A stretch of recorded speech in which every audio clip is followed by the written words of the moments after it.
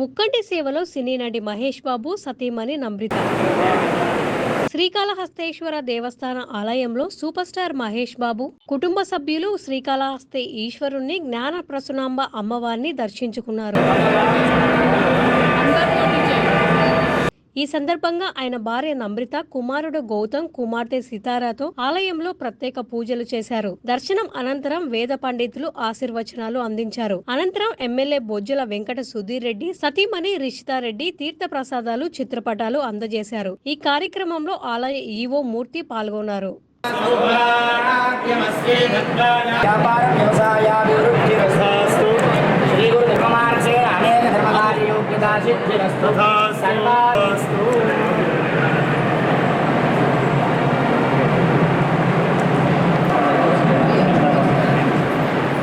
Aşağı